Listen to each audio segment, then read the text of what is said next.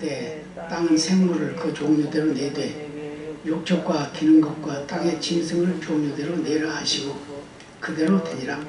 하나님이 땅의 짐승을 그 종류대로 육축을 그 종류대로 땅에 기는 모든 것을 그 종류대로 만드시니 하나님의 보시기에 좋았더라.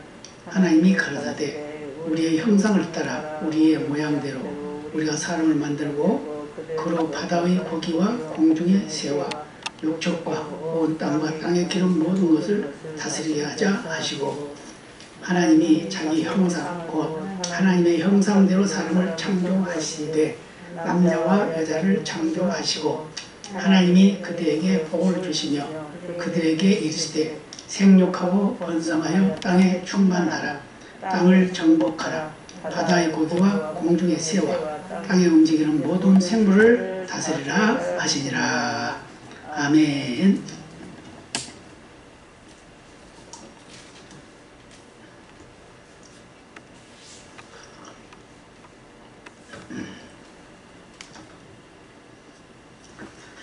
인사 한번 하셨습니다. 참 잘 만났습니다. 참 잘 만났습니다. 사랑과 축복하니 행복합니다. 행복합니다. 아멘. 네, 많이 행복하시기 바랍니다. 바로 들어가도록 하겠습니다. 같이 봅니다. 시작해 볼까요? 많은 성도들이 세상의 영적인 전쟁터에서 치열하게 싸우며 살아가고 있습니다. 이런 상황 속에서 우리가 꼭 기억해야 할 중요한 내용은 우리가 하나님의 형상을 따라서 거룩하게 지음을 받았다는 사실입니다. 하나님의 형상을 따라서 거룩하게 지으심을 받았다. 아주 중요하죠? 거룩하게 라는 말이 있어요. 그 하나님의 형상이라 그랬어요. 그러니까 하나님의 형상이니까 하나님의 그 뜻에 합당한 대로 살아가야 된다는 거죠. 그래서 그 형상을 빼앗기지 않으려고 많은 싸움을 하게 됩니다. 영적 싸움을 한다는 거죠. 영적인 전쟁터에서 영적 싸움을 하게 되면 이 싸움의 승리는 하나님 편에 있는 자가 이깁니다. 마귀의 편에 있으면 지게 되겠죠. 그래서 간단하게 말하면 마귀와 하나님이 싸우는 것과 똑같아요. 그래서 우리는 하나님을 의뢰하고 의지하고 하나님 말씀을 따라서 우리가 우리를 방해하고 우리를 대적하는 모든 역사들을 물리치는 그런 믿음이 되어야 될 줄로 믿습니다. 자, 우리 안에 새겨진 이런 거룩한 형상을 생각할 때 우리는 영적인 전쟁에서 큰 승리를 거둘 수 있습니다. 또 하나님의 형상을 따라 지음받았으며 자부심을 갖고 특별한 작품답게 살아가는 거룩한 백성으로서의 삶을 살아 승리하시기를 바랍니다. 우리는 자부심을 가지고 살아가야 돼요. 세상 것은 언젠가는 끝납니다. 왜요? 내 목숨 끝나면 끝나는 거예요. 그러나 하나님의 나라의 것은 영원한 것입니다. 그건 누가 빼앗아갈 수도 없고 빼앗길 수도 없습니다. 왜요? 하나님의 자녀들이니까. 그리고 하나님의 소유니까. 그 중에 나도 하나님의 소유이기 때문에 자부심을 가지고 살아가야 돼요. 근데 뭐라고 했어요? 특별작품이에요. 특별작품. 특별하게 만드신 작품. 모든 짐승이나 모든 생물들은 그 종류대로 그냥 만들었다고 그랬어요. 근데 우리 사람은 하나님의 형상을 따라 만들었다 그랬습니다. 그러니까 같은 게 아니죠. 전혀 다른 거죠. 짐승이나 동물들은 그냥 하나님이 말씀대로 말씀하신 대로 이루어지는 그런 역사가 나타나게 됐는데 사람은 굳이 우리의 형상과 우리의 모양 그렇게 말했어요. 그러니까 하나님의 형상, 하나님의 모양. 그러니까 하나님의 그 형상을 닮은 꼴로 살아간다는 거죠. 그래서 우리가 살아가는 건 특별 작품으로서 자부심을 가지고 살아야 된다. 그래야 승리한다는 걸 말씀해 주고 있습니다. 자, 또 넘어갑니다. 사람의 창조는 다른 피조물과 다른 특별함이 있습니다. 같이 볼까요? 창세기 1장 24절 25절에 보면 다른 동물을 만드실 때는 단지 각기 그 종류대로 만드셨지만 사람을 만드실 때는 하나님의 형상을 따라 하나님의 모양대로 만드셨다고 말씀합니다. 앞에서 설명한 대로 바로 이 짐승, 동물, 이것은 바로 각기 그 종류대로, 각기 그 종류라고 했어요. 그렇지만 사람은 하나님의 특별 작품이기 때문에 하나님의 형상대로 만드셨다. 또는 하나님의 모양대로 만들었다. 형상이나 모양이나 뭐 같은 의미예요. 이렇게 이제 표현한 강조점이 있는 거죠. 자, 이것이 바로 인간 창조에 있어서 가장 중요하고 독특한 면입니다. 우리 안에 하나님의 형상이 담겨져 있다는 말은 무슨 뜻일까요? 궁금하시죠? 그러니 이제 곧 알게 됩니다. 우리 궁금증이 이제 풀어져야 되겠죠? 자, 두 번째, 우리에게는 하나님의 형상이 새겨져 있습니다. 오늘 본문의 형상과 모양이라는 단어 속에 깊은 뜻이 담겨져 있습니다. 창세기 1장 26절에 형성이라는 히브리어 첼렘이라는 말입니다. 이 단어는 새기다 혹은 갈고 닦다 라는 그런 의미를 가지고 있어요. 그렇죠? 그런 의미에서 유래되었고 모양에 해당하는 히브리어 테무트는 비슷하다는 의미를 가지고 있습니다. 그러므로 이 두 단어의 의미를 조합하면 바로 인간은 하나님을 드러내는 존재라는 뜻입니다. 하나님을 드러내는 존재, 바로 하나님이 아마 만약에 보이는 형상이라 하면 어떻게 나같이 생겼겠죠? 우리 각자가 다 하나님의 형상입니다. 왜요? 하나님이 얼마나 그 작품력이 좋아요. 그림을 그린다 해도 그렇지. 그림을 그려도 다 똑같이 못 그리잖아요. 똑같은 그림이라도. 그죠? 근데 하나님은 그렇게 안 하셨어요. 다 각각 다르게 해놨어요. 똑같은 사람이 하나도 없습니다. 모든 우주 만물이 다 똑같지가 않아요. 근데 특별히 사람은 하나님의 형상으로 만들었는데 그것도 특별한 작품으로 하나님이 손으로 빚으셔서 만드셨어요. 그래서 명령을 내렸죠. 생육하고 번성하여 땅에 충만하라. 다스리라.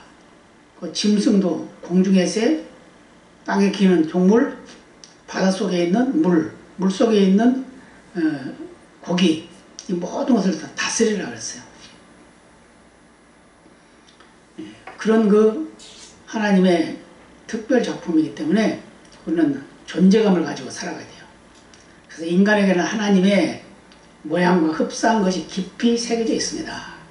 그러므로 우리는 아무렇게나 막 살아서는 안 됩니다. 우리 안에 망가진 하나님의 형상을 회복해야 할 책임이 있습니다. 그 중에서도 가장 중요한 것은 하나님의 거룩입니다. 이 거룩성을 회복하시기 바랍니다. 거룩. 우리 성도를 뭐라고 그러죠? 거룩하다 그 말이죠. 성도라는 말이 바로 거룩하다. 그러니까 거룩한 백성. 하나님이 거룩하신 분이죠. 하나님이 그러셨죠. 내가 거룩하니 너희도 거룩하라 그랬어요. 그 때문에 우리는 거룩한 거룩성을 가지고 있어야 되는데 그것을 빼앗기게 되면 안 된다. 그래서 마귀는 우리를 자꾸 그 거룩성을 뺏어가려고 애를 써요. 그래서 그 거룩성을 빼앗기지 않도록 혹시나 빼앗겼다 하더라도 그걸 다시 회복할 수 있도록 그렇게 힘쓰고 애써야 된다는 말씀해 주고 있습니다. 자, 그 다음에 성도에게는 책임과 특권이 있습니다. 그랬어요.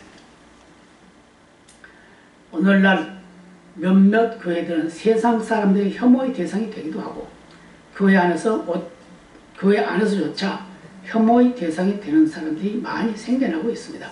왜 그럴까요? 바로 하나님의 우리의 삶에 거룩함이 빠져있기 때문입니다. 그랬어요. 거룩함. 계속 강조해도 그거는 또 강조해도 필요하다는 걸 말씀해주고 있어요. 왜요? 우리는 시시때때로 변하기 때문에 거룩성을 자꾸 잃어버린단 말이에요. 그래서 잃어버리지 않기 위해서 우리는 강조하고 또 강조하고 노력하고 수고해서 그 거룩성을 보존해가는 그런 삶을 살아야 된다는 걸 말씀해주고 있습니다. 그래서 볼까요? 거룩함은 바로 구별됨입니다. 성도라는 말이 그거죠. 세상과 구별된 모습을 말합니다. 모든 성도들은 인간 안에 새겨진 하나님의 거룩한 형상을 회복하며 살아가야 할 책임이 있으며 그렇게 살 수 있는 능력도 받았습니다. 골로새 3장 10절과 에베소 4장 24절 또 5장 1절에 기록되어 있는데 이제 나중에 또 보겠습니다. 자, 그러므로 우리가 하나님의 형상을 따라서 거룩하게 살아야 할 이유는 그것이 우리의 책임이자 특권이기 때문입니다. 그래서 우리는 하나님의 형상을 닮아서 거룩하여 지기를 더욱 사모하며 살아야 함을 믿으시고 그렇게 사시기 바랍니다. 이렇게 거룩함을 빼앗기지 않도록 거룩함이 빼앗겼다도 다시 회복되도록 노력을 쉬지 않아야 된다는 걸 말씀해 주고 있습니다. 그래서 오늘은 죄 많은 이 세상에서 살아가면서 많은 죄의 유혹을 받고 쓰러질 때도 있습니다. 그렇죠? 그렇지만 그때마다 꼭 생각해야 할 것이 있는데 우리의 본질은 하나님의 형상대로 거룩하게 지음받은 존재라는 사실입니다. 우리가 하나님의 말씀에 따라 살 때 하나님의 아름다운 성품을 드러나게 되어 하나님께서 영광을 받게 될 것입니다. 이 사실을 잊지 않을 때 우리는 더 거룩해지고 이 세상에서 늘 승리하게 되는 삶을 살아갈 수 있게 될 줄로 믿습니다. 거룩성을 빼앗기지 않는 삶, 거룩성을 지키는 삶, 거룩하게 살아가야 된다. 그럼 뭐라고 해서 다른 말로 구별되다 그랬죠? 구별되다. 구별되다 하는 말은 세상과 동조할 수 없는 게 성도의 삶이에요. 근데 우리는 많이 동조하고 살아가죠? 그래서 우리 거룩성을 다 빼앗겨버려요. 빼앗겨버린 그 거룩성을 다시 찾는 그것은 바로 하나님의 말씀 안에서 내 삶이 자꾸 발전하고 성장하는 그런 믿음이 되어야 되는 걸 말씀해 주고 있습니다. 그래서 에베소서 4장 23절 24절 같이 볼까요? 오직 심령으로 새롭게 되어 하나님을 따라 의와 진리의 거룩함으로 지으심을 받은 새 사람을 입으라 그랬어요. 새 사람. 헌 사람은 어떤 사람이에요? 헌 사람은 우리가 예수 믿기 전에 사는 헌 사람이죠. 그럼 새 사람은 예수 믿고 나서 변화된 사람, 구원받은 사람. 다시 한번 볼까요? 오직 심령으로 새롭게 되어 하나님을 따라 의와 진리의 거룩함으로 지으심을 받은 새 사람을 입으라. 새 사람을 입고 살아가요. 근데 새 사람을 벗어버리면 안 되겠죠. 사도 바울이 그런 고백을 했어요. 내 속에 옛사람과 새사람이 있다. 옛사람은 내가 예수 믿기 전에 나의 모습이고 새사람은 내가 예수 믿고 난 후에 새사람이에요. 내 모습이에요. 근데 내 속에서 자꾸 싸워.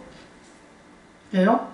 옛사람은 다시 자기 권리를 찾으려고 그러고 새사람은 또 그걸 안 뺏기려고 그러고 그래서 계속 싸우는 겁니다. 그래서 사도 바울이 뭐라고 고백했냐면 아하 나는 공고한 사람이로다. 그러면서 이 사망의 이 어둠 속에서 내가 어떻게 살아갈 것인가? 누가 나를 건져낼까? 바로 그것은 하나님의 은혜일 뿐이다. 그래서 성도는 하나님의 형상을 온전하게 드러내야 된다라고 말씀하고 있어요. 그래서 우리는 하나님의 형상으로 지음받은 자들입니다. 그걸 아주 강조하고 있죠. 하나님의 형상으로 지음받은 자들이라. 하나님의 형상은 바로 하나님이 보이지 않잖아요. 그런데 그 보이는 형상이 바로 나다 그 말이에요. 나요. 하나님이 안 보여요. 그런데 나는 어떻게 살아요? 하나님의 형상대로 지음받았으니까 하나님 보이는 형상이 바로 나겠죠? 그럼 어떻게 돼요? 거룩하게 살아야 된다. 거룩성을 빼앗기지 말아야 된다는 걸 말씀해 주고 있어요. 첫째로 하나님께서는 인간을 하나님의 형상과 모양을 따라 창조하셨습니다. 둘째로 하나님께서는 우리를 다른 피조물들과 구별하게 창조하셨습니다.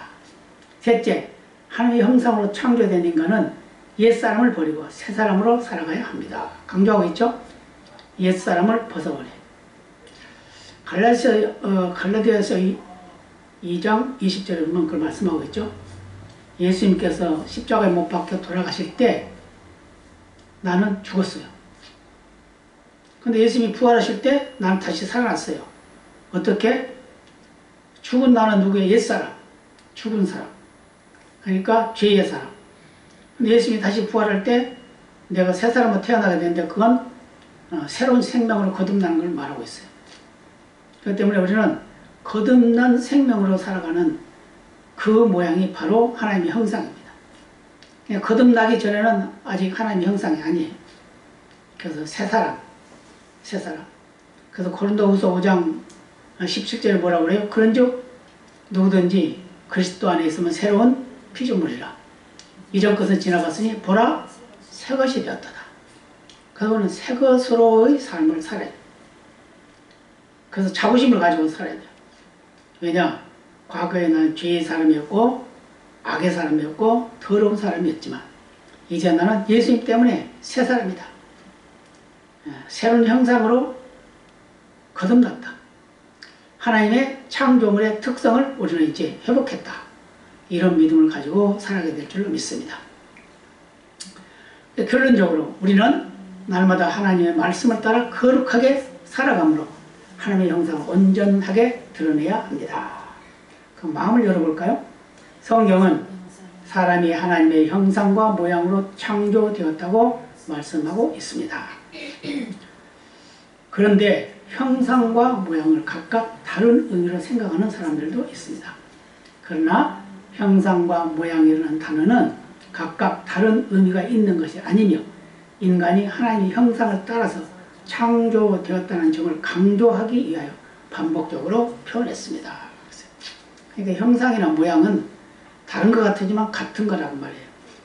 같은 의미, 강조점을 두고 있다. 강조점을 두고 있다. 그래서 우리는 변질되는 삶이 아니라 날마다 하나님을 닮아가는 삶, 하나님의 약속을 이행하는 삶을 살아야 된다는 말씀해 주고 있습니다. 그래서 하나님의 형상이란 외형적인 것이 아닙니다. 그랬어요.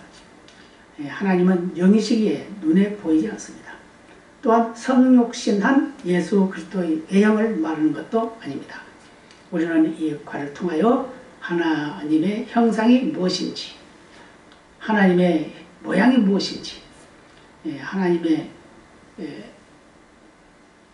하나님은 우리에게 강조하신 강조점이 무엇인지 그것을 이제 배우게 되는 그런 시간이 됩니다. 볼까요? 또한 하나님의 형상을 회복하는 것이 무엇인지를 배우게 됩니다. 이를 통해 내 자신의 정체성이 어디 있는지 더욱 분명하게 알게 될 것이니 열심히 참여하여 확실한 형상을 닮아가는 계기가 되시기를 바랍니다. 우리가 하루하루의 삶을 통해서 하나님의 형상을 닮아가야 돼요. 하나님의 형상을 닮아가야 되는데 이 하나님의 형상을 닮아가는 과정은 쉬운 것은 아니지만 바로 성령의 역사를 따라 살아가게 되면 그는 하나님의 형상을 닮아가는 삶이고, 악령의 역사를 따라가게 되면 하나님의 형상을 따라가는 삶이 안 되겠죠?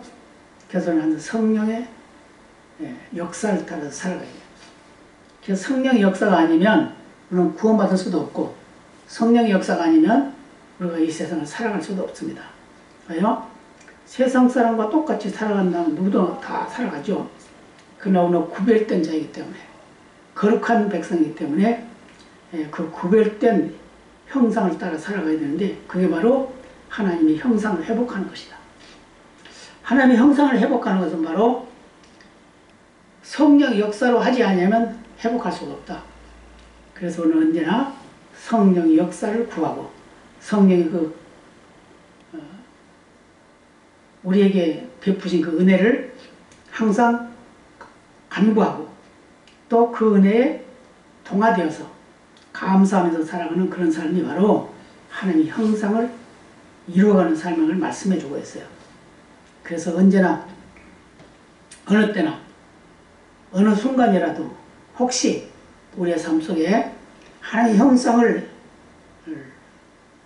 망가뜨리는 그런 삶을 살게 된다고 그러면 그래서 속히 회복할 수 있도록 하나님 앞에 더 가까이 다가가고 하나님 앞에 우리의 모습을 내려놓고 하나님 우리에게 주신 은혜를 따라서 간구하는 기도를 올림으로 해서 하나님이 우리 형상을 회복해주는 그런 역사가 있게 될 줄로 믿습니다. 오늘 여기까지 하겠습니다. 다 같이 기도하시겠습니다.